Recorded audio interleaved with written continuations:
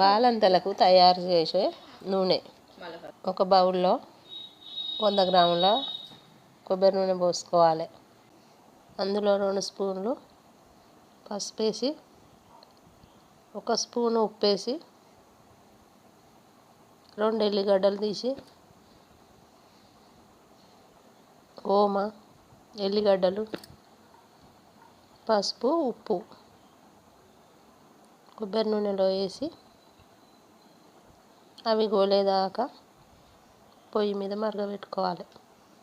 అది అమ్మాయి డెలివరీ అయినాక 3 వద్దుల కానీ 5 వద్దుల కానీ తలకు పోసే ముందు కాళ్ళకు, చేతులకు, మొహానికి గట్టిగా రాసి తలకు పోయాలి.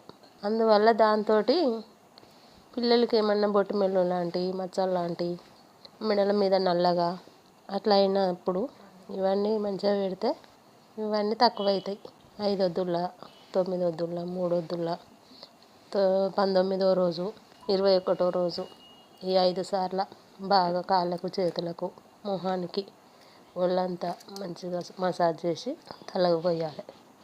పోసే ముందు ఇదే పసుపు రుద్ది మరగబెట్టిన నీళ్ళను 3వ రోజు కానీ, 5వ రోజు కానీ, 9వ రోజు, 11వ రోజు, 19వ రోజు, 21వ రోజు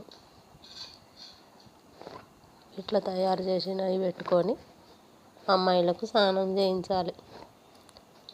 ఈ వాయిలాకుతో మరిగిన నీళ్లు పోయడం వల్ల పిల్లలకి ఒళ్ళు నొప్పులున్నా, అలసట ఉన్నా, ఏది ఉన్నా కానీ మంచిగా అల్కగా అవుతుంది. పానం మంచిగా ఉంటారు. ఆ పసుపు పెట్టడం వల్ల మెడల మీద నలుపు కానీ, ఈ మందులు వాడితే మొహానికి బొట్టుమలు, మచ్చలు అవన్నీ అవ్వడం వల్ల ఈ విధంగా చేసుకుంటే ఆరోగ్యానికి మంచిది, బాలంతకు మంచిది, బొట్టుమలు తగ్గుతాయి, మెడల మీద నల్లగా తప్పుతుంది. పెట్టడం వల్ల ఫేస్ గ్లో వస్తుంది, పిల్లలు అందంగా ఉంటారు, ఆ మొటిమలు, మచ్చలు అవన్నీ తక్కువవుతాయి, మంచిగా ఉంటారు. ఇదే విధంగా చేసుకోవాలి. ఇప్పుడు ఏముంది ఫెయిర్ & లవ్లీలు పెట్టడం, ఇవి పెట్టడం, అట్లా కాకుండా ఈ వెనకటి వైద్యం పెట్టుకుంటే పిల్లలు కూడా బాగుంటారు, ఆరోగ్యానికి కూడా మంచిది. అందువలన మేము ఇట్లా చేసుకుంటాం. మీరు కూడా అట్లనే చేసుకొని మీ అమ్మాయిలకు పెట్టుకోండి.